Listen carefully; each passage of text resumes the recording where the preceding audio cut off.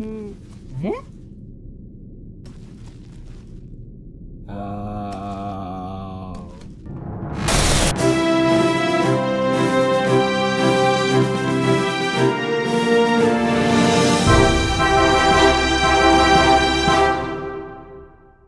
going on, guys? It's Bradders from Rabid Games here, and SMIFFY the Rover. This is what you're looking at right now, and as you can see, he's a little bit retarded. Bless him. But we're going to be sending SMIFFY. He's a plucky little rover. We're going to be sending him to DUNA, obviously. That's the obvious place you send your first rover in career mode. So, here is the first launch that you can see with a lovely moonrise in the background there. This, of course, being done at 2 times normal speed. So you can see here that I have SMIFFY encased in a fairings from the procedural fairings mod. It's crucial, not just for getting out of the atmosphere here, but for the entry into DUNA's atmosphere, which you will see in but a moment. But you can see here also that I'm using some of the NASA parts as we get some heat coming off of the spacecraft here. I think that's because we've been going at stupendous speed as the boosters separate. That's a problem with this launch stage. The good thing about this launch stage is that it accelerates fast. I mean, that thing has a lot of delta V in it, and you can go a long way with that launch stage. It might even have just enough fuel to get back from DUNA, actually. I'm not quite sure though. I will have to check for that one. But, of course, like I say, this is all done at 2 times normal speed. Those NASA parts that I use for the first stage, they are properly good at heavy lifting. Those external, like, tanks with fuel in them. I forget the name of them, but they are a really good part to use as your first stage. I have had issues, though, with that first stage in the past where it just simply collapsed inwards upon me separating them. And they just explode the big orange tank which the mainsail would feed off and kind of leave me just floating. So that's why I've tried different arrangements of different types of Separatrons. In the end, I went for the ones from B9 Aerospace, and I ended up only putting one on each side, so it would kind of shoot the boosters off from the top and in a spiral fashion. So see me here just circularizing. Jesus Christ, I cannot speak. Now time to set up with an encounter with DUNA. Now this took me forever. You will see I've edited a good chunk of this footage out because it just took I don't know why. I don't know if my phase angle wasn't quite correct, but for whatever reason it took forever. It took me about 3 plane changes in the end. And course corrections to actually get this working correctly. And I have no idea why. I think this is the one thing about Kerbal Space Program that I particularly don't like, is the fact that the maneuver nodes can be quite buggy at times, to be honest, and this is just an example of it. I mean, don't get me wrong, I do think that they have been improved recently with the NASA pack, but as you can see me here burning as the sun sets over Kerbin, and I have to stage, because obviously that's what you do when you're out of fuel. But on to SMIFFY. SMIFFY is a good rover. I'm not gonna lie. He's better than his first version. This is actually the second version of SMIFFY. I may upload a video later showing you a blooper of the first time I launched the SMIFFY Mark 1. It does look slightly different to SMIFFY Mark 2. For SMIFFY Mark 2, we moved the solar panels up on top rather than on the side, so they don't break the wheels when they open. And we also added more parachutes because, well, we ended up flipping over, I think is the long and the short of it. So we end up here, we're coming up to the course correction. This was fairly simple. It did take me a while to figure out this course correction, that's why I actually edited it out, but hey ho, never mind. Back to SMIFFY though, as I'm getting quite off topic. While I just do this burn, we have sort of alternated him from the first version. The first version, it crashed and flipped over upon landing on DUNA, but aside from that, the mission pretty much went flawlessly with that first iteration. This, as I said before, is the second iteration of SMIFFY. And so you see us here coming in on our DUNA encounter. I was so ecstatic when I got that encounter, as you probably saw. But yeah, SMIFFY, he has a tendency to break just one of his front wheels, but to be honest, because the center of mass is so distributed across all the wheels that he has, it really doesn't make all that much of a difference. So really that's just amazing, really, because he can drive. He is a little bit wobbly at times, but he can lock the suspension, I believe, on those rover wheels, so that should be pretty good. So you can see we've entered DUNA's sphere of influence now.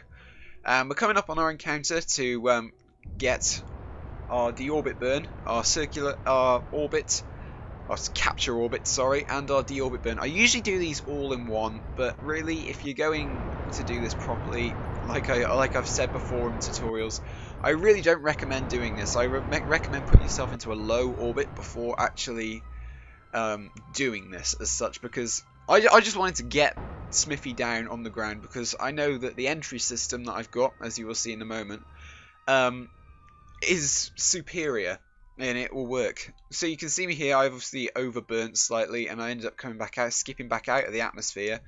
So, pardon me, I got the hiccups. So I end up keep burning down, so we've got the periaps inside the surface of DUNA, and so you can see we're coming down now. We time accelerate down. Of course, this is at 2 times normal speed. Back to normal speed any second now, though, which is now. And so you can see we're coming down here. Now you see the stage with the skipper engine and the fuel tanks with the solar panels on. Any minute now, we are going to ditch that, because it's the egg-shaped fairing that's going to bring us down. So yeah, I think it's about, it's here that we ditch the stage. So we turn on RCS and thrust ourselves clear. Now this is what's actually going to enter the atmosphere. What happens is, once we've finished, or almost finished, our re-entry heating, we ditch the two sides of the egg-shaped fairing, and then immediately stage again, and that decouples SMIFFY from the actual entry stage, and it activates SMIFFY's parachutes as well. At which point we quickly switch, because obviously this heat shield thing that I've got here has a probe body inside, and that's the main sort of parent part of the ship. And so we switch to SMIFFY really quickly, and the rest of the ship blows up, and SMIFFY parachutes safely to the surface. So you can see the atmosphere gauge rising here, as we get a beautiful cinematic shot of us entering DUNA's atmosphere. Yep, old me, pointing out the atmosphere gauge rising. So any second now, we'll start getting re-entry effects. And you can see me fiddling around with the RCS, because I want to keep it as stable as possible here on the retrograde marker, because this thing, if you don't keep it stable, does have a tendency to kind of flip out and go nose first, and you really don't want to be doing that. I mean, in Kerbal Space Program, it doesn't really make all that much of a difference, but I'm trying to do this kind of realistically. And so, yeah, you can see the re-entry effects happening there. You can see the balls of RCS through the heat shield there, and also the SAS module, which is keeping us steady there. And so any second now, we are going to see, wait for it, come on, there we go, stage separation 1 and SMIFFY separation. So we switch to SMIFFY, there he is, there's SMIFFY, he's safely been ejected from his fairing, and he is on his way down to the surface of DUNA at sunset. Actually, I've never actually been to DUNA before on sunset, and I mean, look at this place. It looks amazing. It really does. It does. This area that I landed in here really does remind me of one of the Curiosity rovers. One of its first photos that it took, because obviously that was a sunset on DUNA, or not DUNA, but on Mars for Curiosity, and I just think it was great. Obviously, Curiosity did use the sky crane maneuver, and whilst that's possible in KSP, it is extremely tricky to kind of pull off. And this is a good technique that I like to use to land rovers of any size, really. And as long as you get the staging right, it really is it's the way to go. Trust me, it is amazing what you can do with it. So you can see here we're coming down. I've still got RCS on for I don't know what reason, but for the sake of time, I'm time accelerating down to the surface. Obviously, this is known to be buggy with parachutes, or I don't know if they've actually fixed that. I think they fixed it in one of the latest updates of 0.23 or 0.235. They did actually fix this problem. And so, see, oh, don't flip. Ah, yes. And so, SMIFFY is on the surface. We have one broken wheel, but he can cope perfectly fine without it. So now obviously you can do loads of science at 2 times normal speed, and as he's a rover, he cannot return, which is a shame, but maybe we'll visit him someday with a manned mission to DUNA. Obviously you can see the solar panels there on the top. They are very useful, as you can see me here putting them up before I transmit data. The light on the front there, that's B9 Aerospace. It's actually a lot better than some of the lights you actually get stock.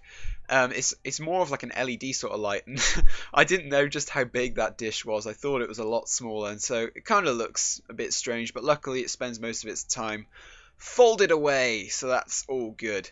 But yeah guys, thanks for watching this. If you want more and you want to see the blooper, remember to like and of course subscribe, and I'll see you in the next video. This is Brad signing off. Peace!